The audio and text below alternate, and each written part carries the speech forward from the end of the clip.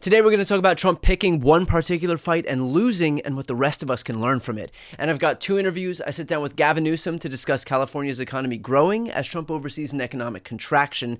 And Pod Save America's John Lovett joins to discuss Trump pretending his bad economy still belongs to Joe Biden. I'm Brian Tyler Cohen, and you're watching No Lie. So a couple of months ago, Donald Trump was speaking to a group of governors in the White House, and he homed in on Maine's governor, Janet Mills, and this is the verbal altercation that followed. Like 2 weeks ago, I signed an executive order banning men from playing in women's sports. Many Democrats are fighting me on that. I hope you continue because you'll never win another race. And it's just crazy. If you look at what happened with the boxing, if you look at what happened with the weightlifting numbers, where a record that hadn't been broken for 19 years got shattered. But, they put up an eighth of an ounce here, an eighth of an ounce there, and it's 218 pounds or whatever, a lot. And hadn't been broken in 19 years. And then guy walks up who transitioned. He transitioned, and he knocked out that record by about 100 pounds. That will be a record not going to be broken again. So we put a ban on it, and to protect women. I mean, the women, if you watch the Olympics, you had two transitioned people that were fighting in the women's boxing. They have women's boxing category. And if you saw that, it was brutal. What happened to the Italian woman was a really good boxer. After one punch, she said, no more. I've never been hit. It was a left. It was not even it was just a left jab. She got hit so hard, she said, I can't do it. They forced her to go out. No, go out again. You'll do it. Goes out again, gets hit again. No, that's it. She didn't want to die, and it's crazy. But the NCAA has complied immediately, by the way. That's good. But I understand Maine. Is Maine here, the governor of Maine? Well, I'm here. Are you not going to comply with it? I'm complying with state and federal laws. We are the federal law. Well, you better do it. You better do it because you're not going to get any federal funding at all if you don't. And by the way, your population, even though it's somewhat liberal, although I did very well there, your population doesn't want men playing in women's sports. So you better comply because otherwise you're not getting any federal funding. See you in court. Every state, good. I'll see you in court. I look forward to that. That should be a real easy one. And enjoy your life after governor, because I don't think you'll be in elected politics. Every state has a responsibility to comply with Title IX. They have an obligation, a legal obligation, and we'll be enforcing aggressively, and we're going to be protecting our citizens. We're going to protect. Now, this was an early instance of Trump using his position of power to try and bully someone into bending to his will. In this case, Trump threatened to withhold federal funding to Maine schools if Janet Mills didn't comply with his executive order barring trans athletes from competing in sports that don't comport with their gender ideology. But Mills wasn't interested in bending to Trump's will because she was following state law, which bars discrimination based on gender identity. And as she said, she'd be happy to let a judge decide in court. And she does see Donald Trump in court, and on Friday, the Trump administration decided to settle with the state of Maine, dropping its funding freeze and asking Maine to drop its lawsuit against them. And this was Janet Mills in the aftermath of that. A few months ago, I stood in the White House, and when confronted by the President of the United States, I told him I'd see him in court. Well, I did see him in court, and we won. I am so pleased to say that Aaron Fry's able representation of the state of Maine has resulted in a binding agreement by the U.S. Department of Agriculture, Brooke Rollins and all of her staff, whereby they agree to refrain from freezing, terminating, or otherwise interfering with the state of Maine's access to USDA funds allocated to any official or agency or department of the state of Maine based on alleged violations of Title IX. Now, I wanted to bring this particular instance up because Donald Trump used the full force of his position against Janet Mills. He verbally accosted her in the White House, singling her out and threatening her among her colleagues. He illegally tried to freeze federal funding to her state as political retribution against her. Whatever he could do to Mills, he did.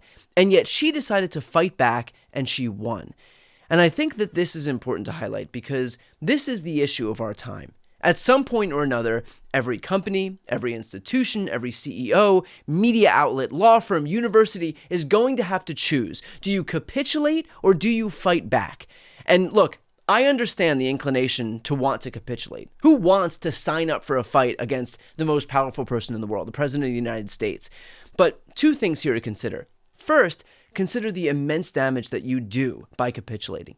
Think about the damage wrought by ABC News when they settled a frivolous lawsuit for $15 million, and Paramount by meddling in 60 Minutes editorial independence. Think about the damage they do to the broader media ecosystem. Think about the damage wrought by a firm like Paul Weiss agreeing to $40 million in pro bono legal work and causing Trump to go after dozens more law firms, knowing how easy it was. Think about the damage wrought by Jeff Bezos' Washington Post pulling punches against Trump and Zuckerberg's Meta making the site more Republican-friendly. Think about the damage wrought by Columbia University changing their policies in exchange for federal funding, and on and on. They might think that they're just saving their own asses in the short term, but in effect, by virtue of rolling over, they are showing Donald Trump how easy it is to win.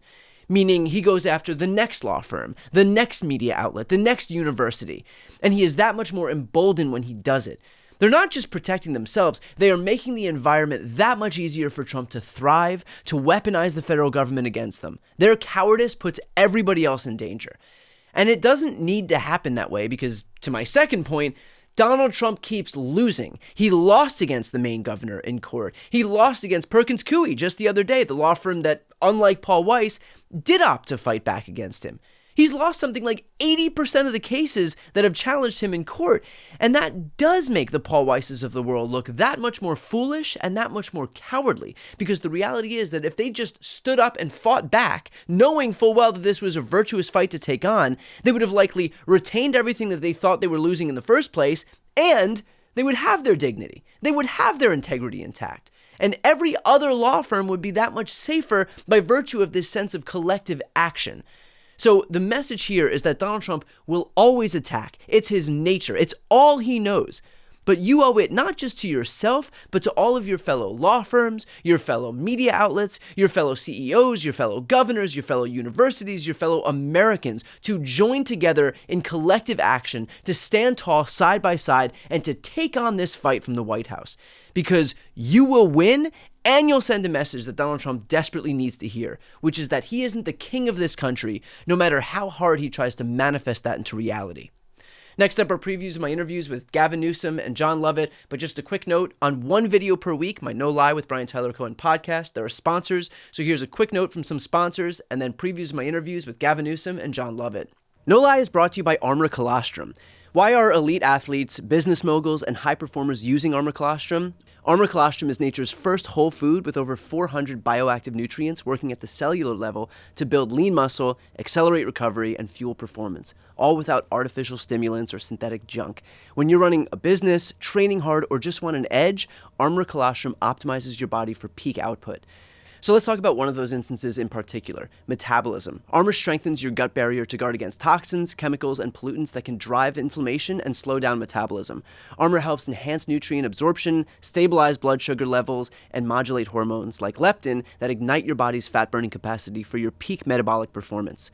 We've worked out a special offer for my audience. Receive 15% off your first order. Go to tryarmor.com/BTC or enter BTC to get 15% off your first order. That's TRYARMRA.com/BTC.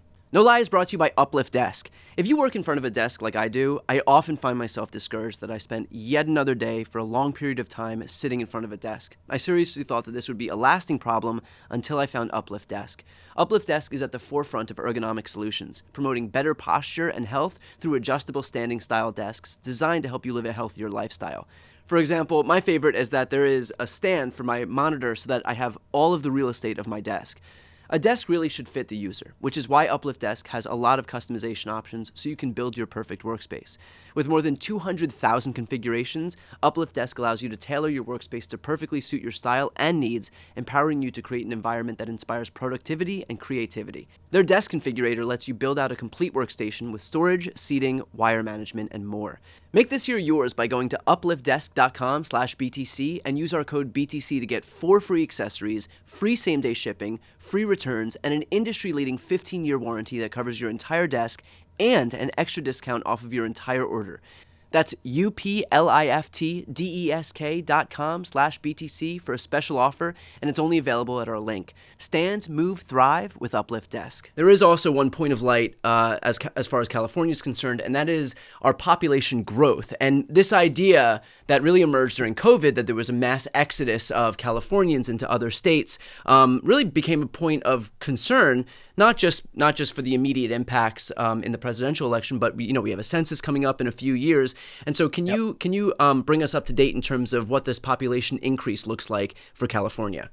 No, this is incredibly important, not only now with the fourth largest economy in the world. Not only do we continue to advance in next generation technology as it relates to AI, where we dominate the world and we continue to lead in innovation, entrepreneurialism, half the venture capital in the country, over half, 57% of all the unicorn companies. Those are private companies worth over $1 billion reside in California. More Fortune 500 companies here than in over a decade. For those that thought all the companies were leaving the state, it's just made up, including population. The new numbers came out. Census Bureau put out numbers a few weeks back showing population increase of about 232,000. Our much more conservative finance department put out a population growth numbers at 108,000. It's back-to-back years of growth. We did have that 1 year sort of peak COVID where we were challenged along with dozen other states across the country, red states, not just blue states. But this narrative of mass exodus, enough. That's old talking points. People have to give that up. There's a lot of California derangement syndrome out there. And I think we continue to outperform and we continue to show our critics the door. Do you happen to have the numbers in terms of the population growth for other states that threaten the supremacy of California, states like Florida and Texas? Do you know what their growth looked like in this past year? Well, I do know that there were last 2 years, there's 2 states that lost population both years. Both were red states. And 2 out of 3 this year were red states. One was a Democratic state. Look, Florida and Texas continue to grow. But also Florida and Texas continue to struggle with gun death rates that are substantially higher than blue states, with productivity rates that are substantially lower than blue states, with wages that are substantially lower than blue states, with life expectancy that's lower than blue states, infant mortality, maternal mortality that are more challenged than blue states. And so I just think it's important that our state of mind include all of these broader indices, and those are 2 states, by the way, with the most regressive taxes in America that tax their poor more than blue states tax their rich. So what was your reaction to seeing this news that Trump, in fact, did believe outright that this Arial font, like 2-dimensional, much darker than the tattoos on his skin, off-centered letters and numbers were actually tattooed onto his hands?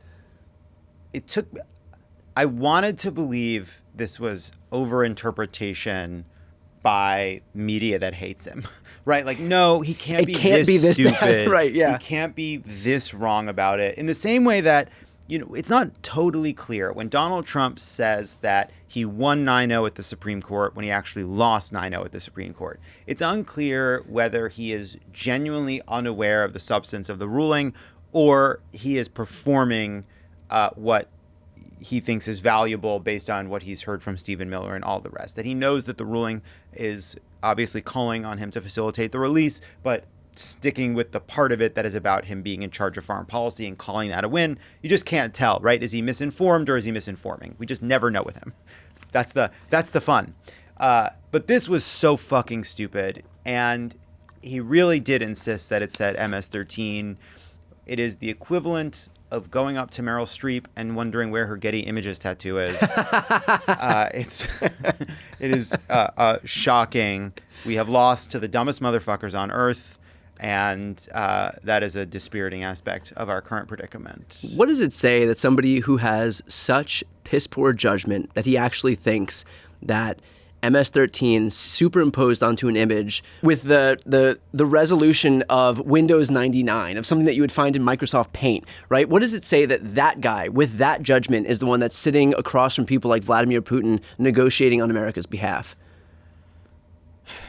Might that be why our economy is crashing right now? Well, it's like Donald Trump is a fraud and a menace, and we've known that. But it's a reminder that that's not what makes him dangerous. What makes him dangerous is he is surrounded by people that either see him genuinely as a leader they believe in, or they view him as valuable and worth getting behind for their own purposes, or they are afraid to get in cross purposes to him because of the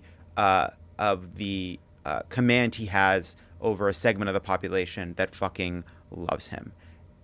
The problem is the apparatus around him, right? Donald Trump is openly corrupt now. He is openly doing deals where foreign interests are coming out and saying, we've decided to do a $2 billion transaction in Trump's coin, right? From which he gets a cut just directly, just lining his pocket. That is a huge crisis. That is a crisis. The president is openly corrupt. But it's not a crisis because he's the worst human being we've ever put in the job. It's a crisis because Republicans are enabling it every day. Donald Trump announcing tariffs is ridiculous. He did it in the dumbest policy executed in the dumbest way possible. That's the crisis. But it is only possible because Republicans refuse to take back the power that they have. They could end it tomorrow. They could call for him to stop profiting off the office tomorrow. They could pass legislation, anti-corruption legislation tomorrow. The problem is not that we put the worst human being in public life in the most powerful job in the world. It is that he is enabled by Republicans around him. That is that is where we have power. Those are the people we need to fight. To watch the full interviews with Gavin Newsom and John Lovett, click the thumbnails right here on the screen or check out the interviews playlist on my YouTube channel. You can also click the link on the screen to listen to the audio version of this episode, and of course to see more of my content, the subscribe button's on the screen as well.